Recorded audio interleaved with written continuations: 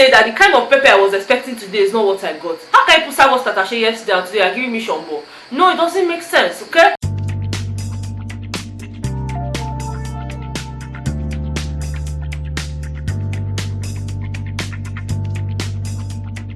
What's up and welcome back to my channel. My name is Austin Betha. I'm really glad to have you here. Please do watch it on subscribe button before you leave, and also give this video a very big thumbs up at the end if you enjoy watching it, okay? See, let me just tell you people, I missed the show by 10 p.m. I had to wait till 10:30 to watch the show before making this video, which explains why my video is even coming late. Well, my videos are always late because I mean I have to edit, okay? There's no way I'll film an entire video and just post it like that. I have to sit down, edit. So yes, I edit up until 2, sometimes 2:30 before I upload, which is why you guys get the video at about 3 o'clock or 3:30 thereabout. But please bear with me. Anyways, the first clip they played for us today was that of Esther and Frodd during the show. All their cuddling up, the time when Esther walked up to Frodd on the bed and kissed him, and the guy was there shaking like somebody that has convulsion. Babe, kiss you, they do like say you won't die. Frodd. Anyway, that is not what I'm here to talk about today. Cool. They showed us that video, and they came back to the studio. Now Ebuka was like, what's up? When did you guys know that you had feelings for one another? Now for Esther, she said it must have been one of those days, when he was in the kitchen, that he had these glasses he used to wear, and that day she was like, see this fine boy. Like that was the day the thing just snapped. I say, okay, Frodd is a very handsome guy. Like she don't use another corner eye look Frodd, say okay, there's something there. Now for Frodd, he mentioned that Esther is a very deep person and that she's someone he connected with. But the day he knew that he wanted to be with Esther was the day Big Brother gave them that task, where they were supposed to act as Big Brother.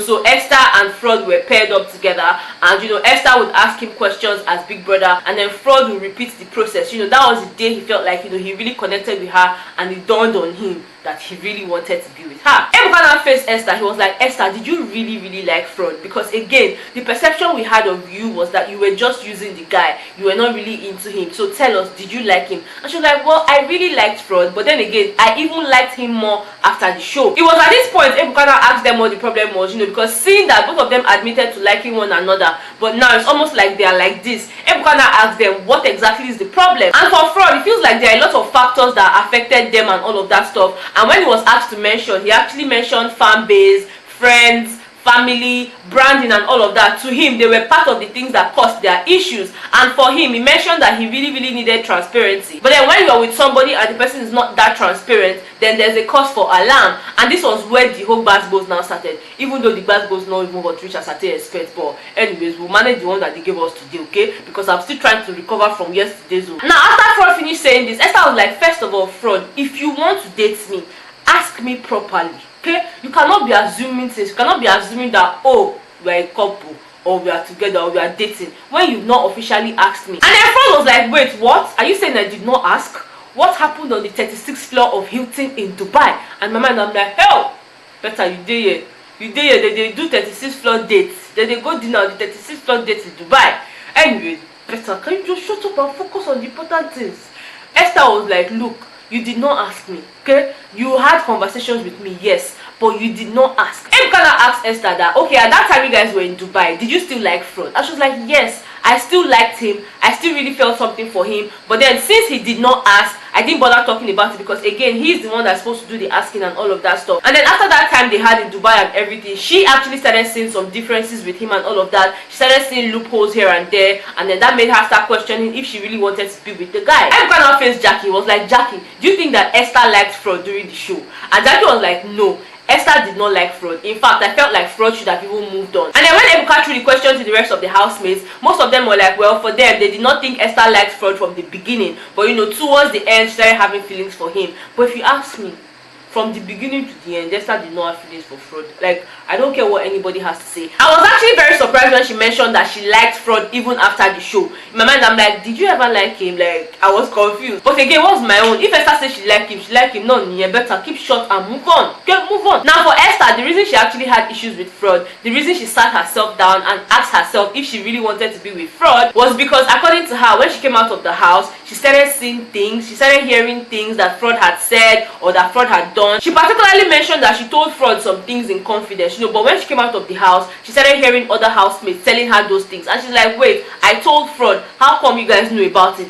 So it clearly meant that Frodd had gone about telling them and all of that stuff. And for Frodd, it's like, look, I don't talk about people. And she's like, you should better be careful about the things you say around Frodd. In my mind, I'm like, is it that bad? Ebuka now asked Esther if she felt like, them being from 2 different tribes was actually a part of the problem. Now for her, she's like, look, at the beginning it seemed like that, but then I felt like it was something we could overcome. I felt like it was something that at some point, people will get to accept it and move on with it and all of that stuff. Personally, I feel like the problem Esther and Frodd is having is the fact that they did not talk well enough. I mean, their communication is really, really poor. Because again, why would Esther say you did not ask me out? And Frodd is saying, I asked you out on the 36th floor. Like, this is something you cannot forget. If it happened, it happened. If it did not happen, it did not happen. So it's either Frodd did not ask or he's assuming that he did. But again, how can you be assuming? I mean, that's the problem. When you like a girl, better tell her, open your mouth and tell her. Don't go and be assuming that she's your girlfriend because she's shining teeth with you, or because she's cooking for you, or because she's doing stuff with you. No, she's not your girlfriend. If you did not ask her, don't assume. It's not when you now see her with another brother tomorrow, you now be upset. And the reason I'm saying this is because Frodd actually told in that particular direction. Now, let me just quote him because he said a lot of things here. It was like, fam, I pushed, okay? I tried to see how we're going to work. I gave a lot of energy to me and you. I had nothing, Esther.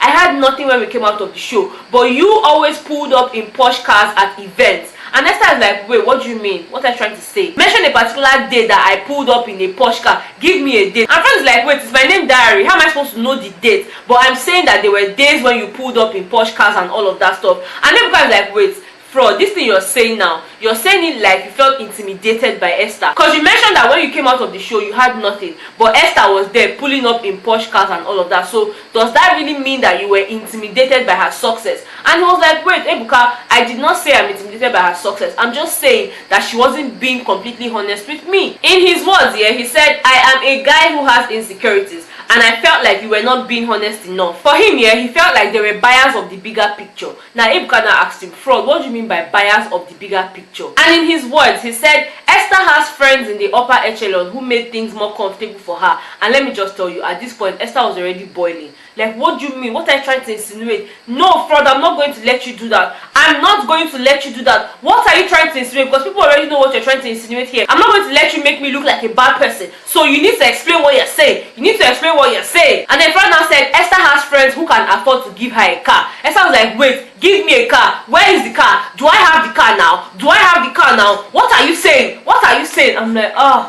these two people. If you're not going to work, just let it be, okay? It's okay. It's fine. For Esther, she was like, all these things you're mentioning now, I'm just hearing them for the first time. You never came to me to complain about these things. You never tried to talk to me about them. But now you're coming on the reunion and you're raising these kind of things. And for Frodd, it's like, look, when we came back from Rwanda in February, we were cool, okay? But after we came back, some things happened and I'm just like, you know what? Let me just let this girl be. Because again, in his words, if you want me to ride, you guys stay here. So for him, it felt like Esther had other people she was seeing. I know the guy did not just want to come out and say that okay, Esther was seeing other people. But you don't forget, say me, I did here. I did decode. I'm a decoder. Okay? I decode things for a living. Waiting in the try talk, we say Esther gets some kind of friends when who bar. Wey be say anything where Esther need, they will give Esther. So to me, I can only describe that as him being intimidated or him just feeling insecure. And there's really nothing wrong with you feeling insecure at some point in your relationship. All you have to do at that point is sit down and talk to your partner about it. But Esther is like, look, you never came to me to talk to me about all these things. So that brings us back to the point I made before. They do not communicate well enough. Clearly, they still fight about a lot of insignificant things. Because Frodd mentioned that, a day before Diane's birthday, we had gone to the mall to buy stuff, and Esther left me standing for 2 hours. And Esther is like, what do you mean I left you standing? We were looking for somebody. I had no business with that person. I did not know that person. We were looking for somebody. What do you mean? If it is you, it is okay. But if it is me, then there's a problem. That's the thing. You're always complaining. You're always doing this. I'm like, can we move on? Like, what?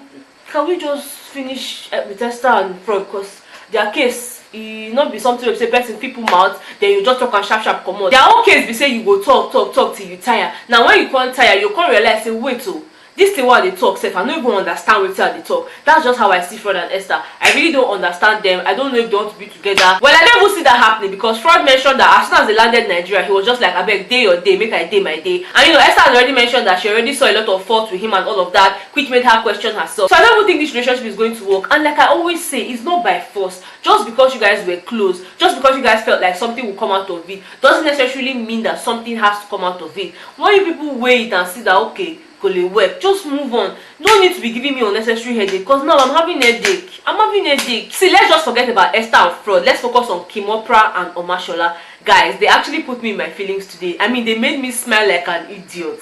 Omashola is in love with Oprah, and Oprah actually loves Omashola. These are the only people I felt like, okay, with the way they handle their issues today, they can work. Even after this whole reunion thing, even after whatever issues they're having, if they come together and sit down, have a conversation, they are definitely going to work. First things first, Ebuka played us a clip of Oprah and Omashola during the show. The times when they were in the garden, the times when they were in the lounge, just chilling together and all of that stuff. There was a little bit of connection, but again, you guys know that Oprah did not stay really long in the house, so there was no time for them to build on it and all of that stuff. But I guess when Omashola also came out of the show, they decided to work something out, because again, from that conversation, it felt like they dated, and they just had a little bit of fallout. Omashola just makes me proud. No matter how angry you want to be with Omashola, he will turn everything around and just make a joke out of it. And I feel like that's why he keeps winning the hearts of people even after he fights with them, because he said trash to most of the housemates, but he always found a way to appeal to their emotions, and that's really something I like about him. When Ebuka asked Omashola what the problem was between him and Oprah, Omashola was like, he doesn't know, that he doesn't want to push her,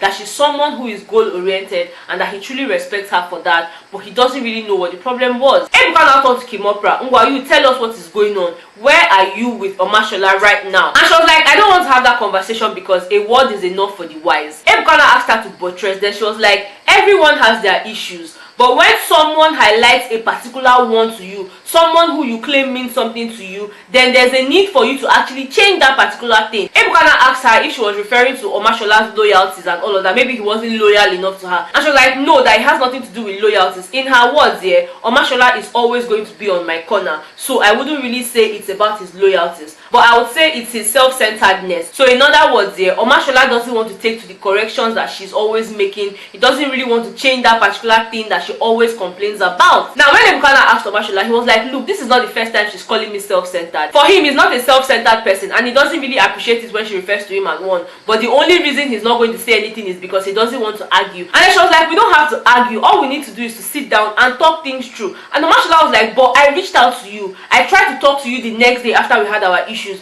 but you told me you don't want to fucking talk to me. And Kim is like, no, that's not what happened. We had a fight. We had a quarrel about something. And then the next minute, you're sending me a text that you miss me. Brotherly, that's not how it works, okay? You offended me. You should first of all find a way to make things work before you now tell me you miss me. We cannot be having a fight and then you are there texting me, oh, I miss you. And Omashola was like, but you don't expect me to come and be knocking on your door. I called you. You should have at least responded to me. And she was like, no, that's not a conversation we should have on the phone. We should sit down and talk about it. Omashola was like, but the phone is there to communicate. You don't expect me to come and be knocking on your hotel room door when the other housemates are also there. Everybody will now know that we are arguing about something. She said, if you didn't want to come to my room, then you could have called me, told me, okay, come and meet me here.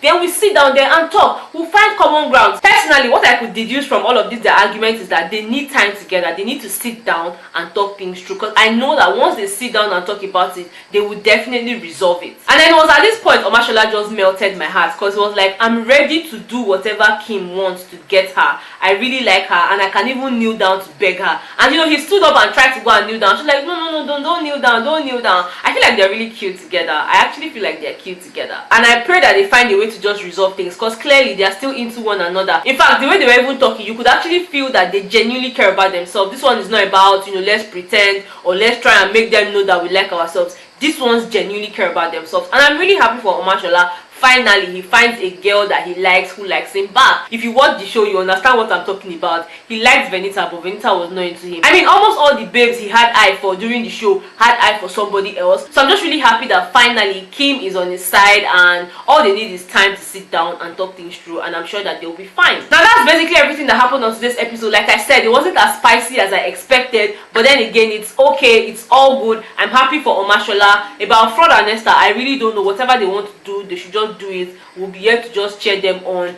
and just be happy for them regardless. Alright, thank you guys so much for watching this video. If you enjoyed watching it, please don't forget to give me a very big thumbs up. Subscribe to my channel if you haven't subscribed. By the way guys, we hit 20k today. 20k subscribers. I'm truly grateful. Thank you so much for all your love. I truly appreciate it. I do not take it for granted. Thank you. I love you guys so much. All right, I'll see you on the next one. Okay, bye.